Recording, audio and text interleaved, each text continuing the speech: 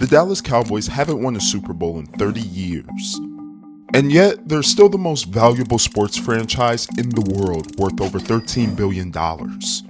Most people will call that level of commitment irrational, but I think it's something different. In this video, we'll be dissecting the Cowboys fan base and decode the psychology of why people stay loyal to losing teams using 3 psychological forces. Then we'll discuss a hidden truth about people in general. So without further ado, let's begin. The stars at night are big and bright. Deep in the heart of Texas. In 1954, psychologist Leon Festinger studied a doomsday cult that predicted the end of the world. When the apocalypse didn't come, you'd expect the members to admit they were wrong and leave. Instead, most of them doubled down. They became more committed. Because leaving wouldn't just mean admitting that they were wrong, it would mean losing their community, their friends, and their identity within the group. Cowboys fandom works the exact same way. It's not just a preference, it's a social circle. It's Thanksgiving with your uncle who won't stop talking about the 90s. It's the group chat that lights up every Sunday. It's tailgating with those people who feel like family for those 3 hours. Walking away from the Cowboys means walking away from that. And most people wouldn't do it, even when their team loses by 20. But here's where it gets deeper. Belonging explains the group. The next force explains the self. I'm not watching football this year, I promise you. This gotta be the worst trade in Cowboys history! Psychologists call this self-identification theory. When you identify with a group strongly enough, it stops becoming something you like and it becomes something you are. A Cowboys fan doesn't just say, I watch the Cowboys, they say, I'm a Cowboys fan. That I am is doing enormous psychological work.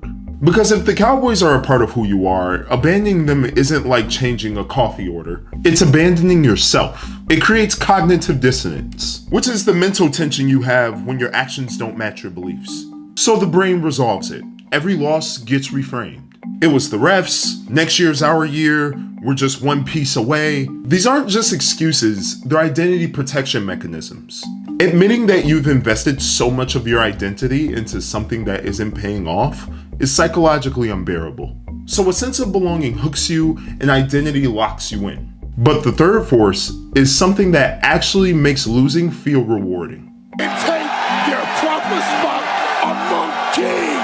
Do you hear me? Now I'm going to say something that's counterintuitive, but I need you to hear me out on this one. Being a Cowboys fan, or being a fan of any losing team, gives you something. Status through suffering. There's a psychological concept called the costly signaling theory. The idea explains how people communicate reliable information about themselves to others.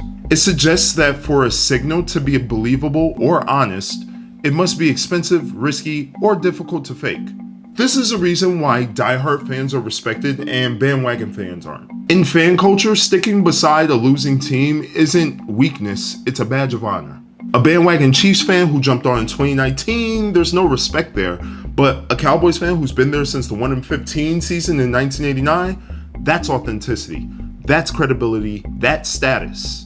And the Cowboys brand knows this. America's team isn't just marketing. It's a status signal that says we're the main event regardless of the scoreboard. The star logo carries weight because of the drama, not in spite of it. This is also why fans wear the suffering publicly. The jersey on Monday morning after a playoff loss, that's not obliviousness, that's a display of commitment. It's saying, I'm still here. So here's what's really happening inside every Cowboys fan. Belonging connects them to other people, identity connects them to their sense of self, and status rewards them for enduring the pain. Pull any one of these 3 out and the whole thing collapses. But together they form a psychological lock that's impossible to break.